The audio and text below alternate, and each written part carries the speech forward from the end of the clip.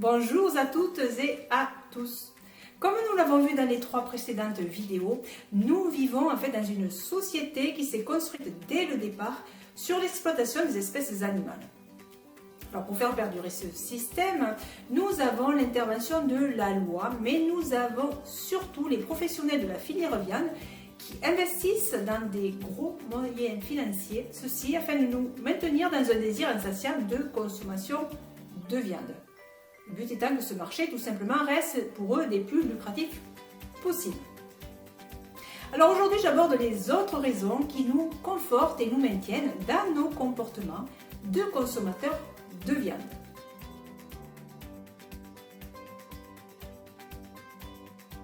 Nous sommes des êtres sociaux qui souvent d'ailleurs aimons nous retrouver afin d'échanger autour d'un repas. Que ce soit en famille, entre amis ou au travail, nous trouvons cela convivial. Du coup, si un jour nous venions à nous poser des questions sur la légitimité de cette consommation, arrive souvent l'idée que, puisqu'autour de nous, les autres ne semblent pas enclins à changer eux-mêmes, pourquoi le ferions-nous nous-mêmes? De plus, il faut rajouter qu'une de nos préoccupations aussi est de ne pas faire de vagues.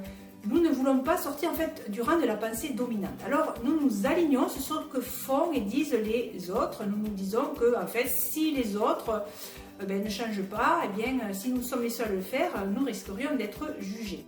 Savoir qu'une de nos peurs les plus fréquentes, importantes, c'est d'être rejeté. En fin de compte, on s'aperçoit ici que la peur du rejet est plus importante que ce que nous dit notre conscience et nos valeurs quant à ne pas être la souffrance en fait de la mort des animaux.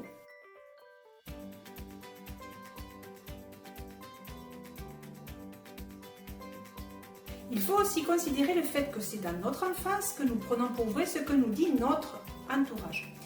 Or, notre proche entourage donc nous a amené à intérioriser l'idée, la croyance même que faire naître, engraisser puis tuer spécifiquement pour notre consommation personnelle certains animaux comme les vaches, les cochons, les poulets, les lapins, tous ces animaux d'élevage étaient normal. Alors que ce serait l'horreur absolue que nos chiens, nos chats, nos animaux de compagnie, eux qui d'ailleurs vivent en règle générale avec nous paisiblement, ils se retrouvent comme des biens de consommation.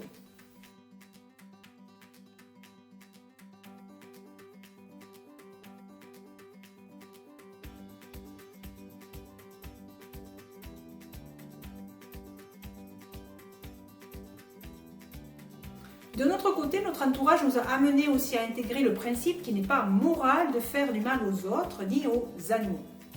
Pourtant, comme je l'ai précisé dans la précédente vidéo, plus de 80% des animaux d'élevage en France sont en élevage intensif, ce qui veut bien dire qu'ils vivent des souffrances indescriptibles, comme je disais plus haut. Et de toute façon, on se doute bien que le passage au travers des abattoirs, même si la mort les délivrera des souffrances qu'ils endurent en permanence, comme je disais aussi dans la vidéo précédente, est tout sauf une partie de plaisir. On parlera plutôt même d'enfer sur terre pour eux. Nous comprenons donc avec de pareilles idées en tête, c'est que nous avons grandi avec des enseignements et des croyances transmises par nos proches et toute la société, de sorte que nous nous retrouvons en fait avec des œillères qui nous empêchent au final d'ouvrir les yeux sur ces enseignements et ces croyances.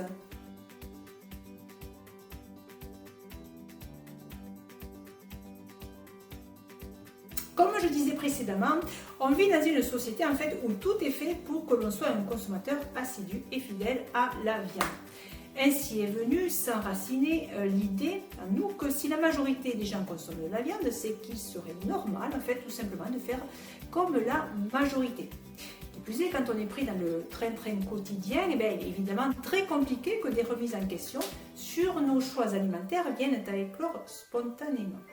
Du coup, nous ne pensons pas à nous poser la moindre question pour savoir si cette standardisation était juste et nécessaire. Nous avançons dans la vie avec des habitudes alimentaires qui se trouvent tout simplement sur le mode du pilotage automatique et encore pourtant une fois.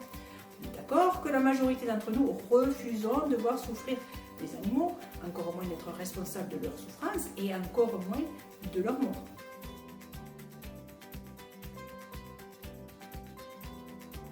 Il faut aussi dire que l'être humain est ainsi fait qu'il résiste inconsciemment au changement, tout simplement par peur de devoir perdre l'objet de son attachement qui est celui du goût de la viande, ce qui est d'un autre côté tout à fait compréhensible puisque les habitudes nous permettent de nous rassurer. De plus, la nourriture est une source de plaisir et nous sommes en général attirés depuis tout petit par tout ce qui est sucré, salé, gras.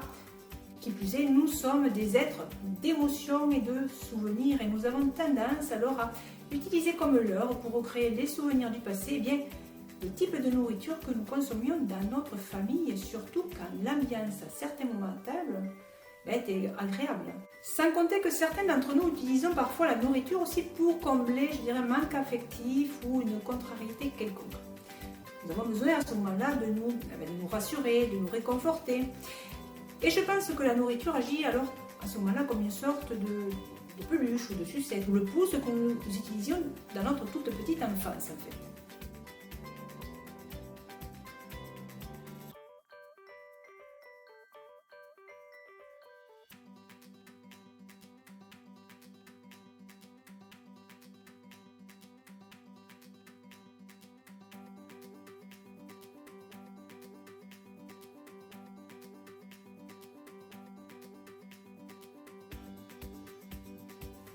Je termine là cette vidéo sur ces quelques raisons qui nous rendent fidèles à la consommation de viande. Nous pouvons par contre nous demander quels sont les mécanismes psychologiques qui nous amènent à défendre notre consommation de viande alors que l'immense majorité d'entre nous voulons le bien des animaux. Eh bien, c'est ce que nous découvrirons dans la 5e vidéo.